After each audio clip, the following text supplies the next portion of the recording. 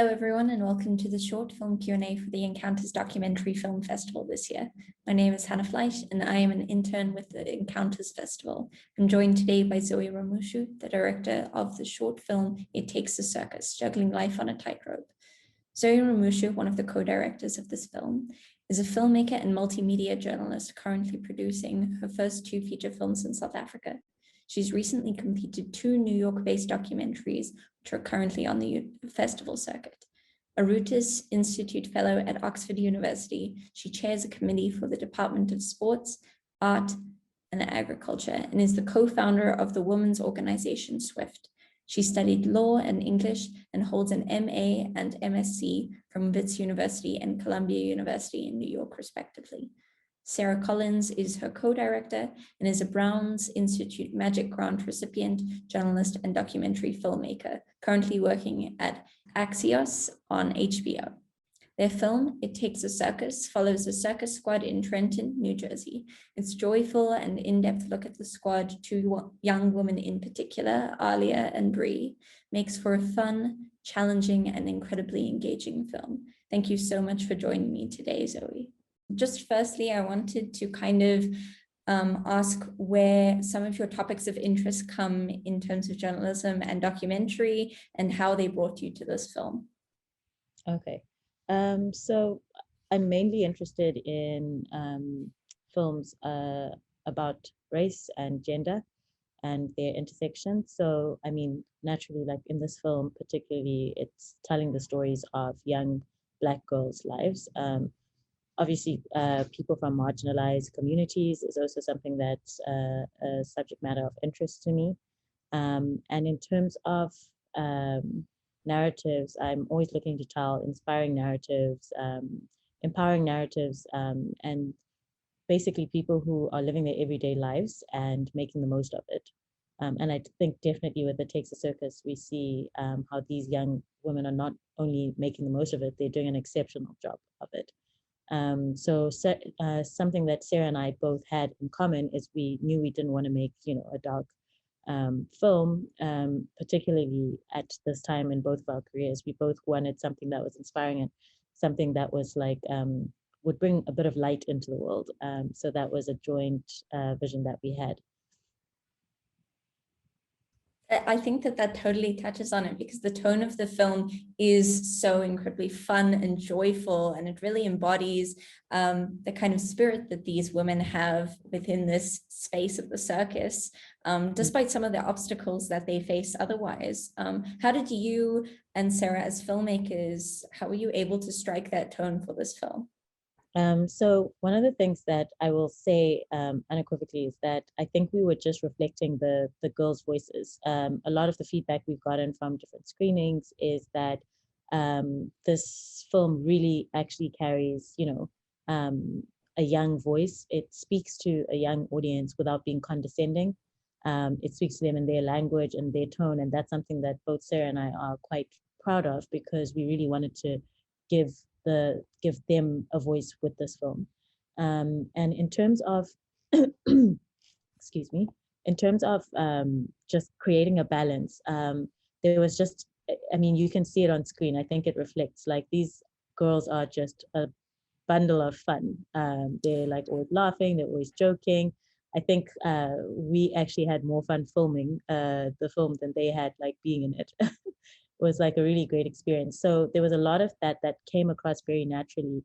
And then when it came to the girls and their backstories, they were very upfront and very comfortable speaking about this. And particularly why this is important is because at the time of shooting, Bree was still a minor. Aaliyah was just about to turn 18. So we had to obviously have like a serious chat with them for them to understand the ramifications of telling such, personal details.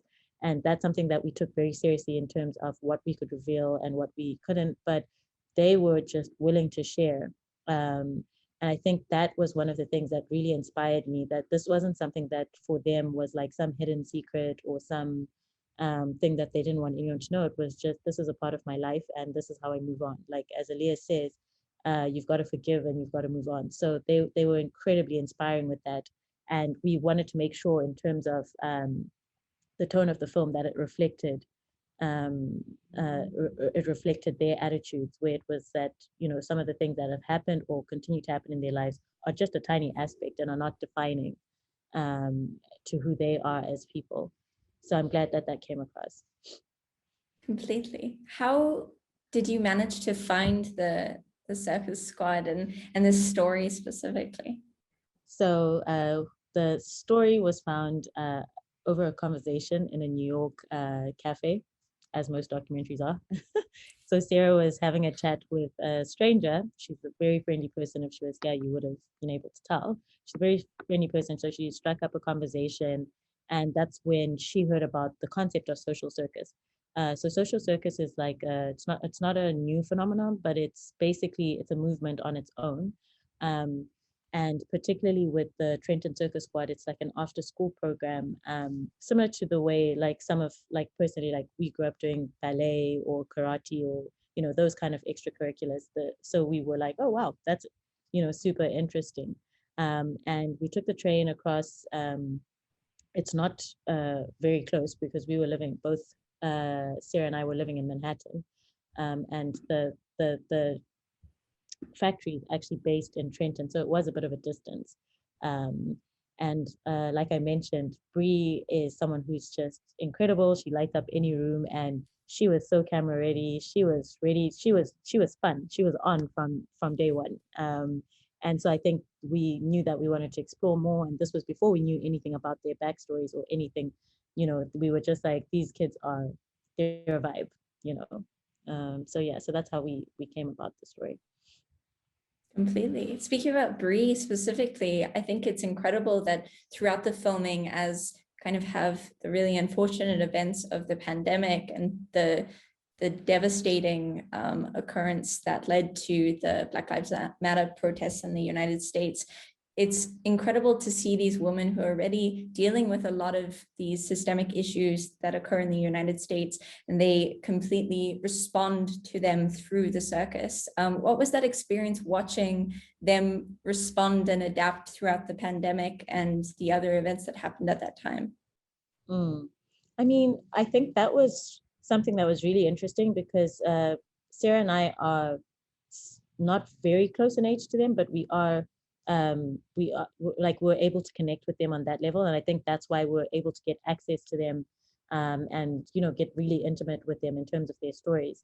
But personally, there was a big gap in terms of their like between my understanding of movements and you know the way they reacted to everything, you know. And it was actually interesting that you know usually you have an idea of how kids are going to react or how these teams are going to act towards you know the pandemic being locked up or locked down rather, and then you know with the protests and everything. But I was surprised by both instances, like particularly like you know with being locked down, they were just bored. They weren't like, oh, the world is ending. You know, everybody else was like, oh, the world is ending, you know, and that was kind of the vibe, like, oh my gosh, everyone's dying. Like, you know, it was very like dramatic. For them, it was like, oh, we're kind of bored. We want to go back to school now. You know, we want to go back to circus. Like, so it was, I think, seeing how they react was really refreshing. You know, it wasn't like exactly what you would expect. And then definitely one of the things that stood out to me was how they responded to the murder of George Floyd. I mean, I think it was just a really heavy time for any Black person across the globe. Um, and particularly the way the girls responded, it wasn't an immediate response. It was sort of like a gradual awakening and a gradual building up for them to kind of think about how they can take this thing that's happening outside. You know, a couple of them did go and protest and that sort of thing, but to take that thing that's happening outside, this massive global issue, and bring it home and see how they can make change. And I think that was what really stood out for me, where, I mean, when I was that age, I wasn't as politicized. I mean, I'm not Gen Z, I'm a millennial, but it was just a real reflection of how Gen Z takes matters into their own hands and uses the space that they have. They use the platforms that they have to ensure that you know not only do they understand the message, but that the people around them understand what's going on. So I found that very powerful. And it wasn't something that they jumped into, you know, so it was like it took them time to actually think and respond and process, and then come up with what they came up with. So I felt like that was very strong.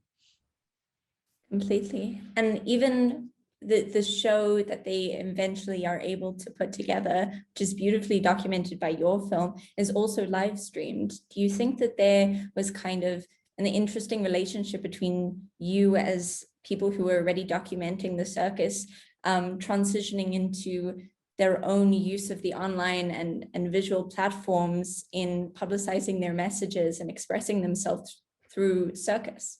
Hmm. Um, I think that's one of the things that I found that made this film a little bit more unique, in that this is Gen Z and they communicate online.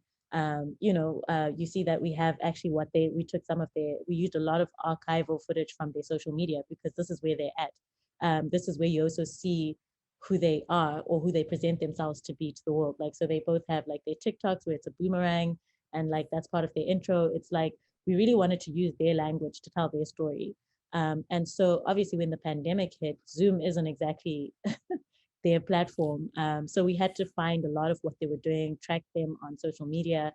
And so by the time we were like, they were now streaming Change, that was one of the things, the big moments where, of course, there was a massive overlap. But luckily, Sarah, who was actually she was quarantining in New Jersey, so she was closer. She managed to rush across and shoot in person. So that was actually shot in person, obviously socially distanced. But it was such a beautiful experience to be able to use what they were already projecting to the world, and sort of give it a second life. Because Change has made a lot of impact in social circus communities across the US.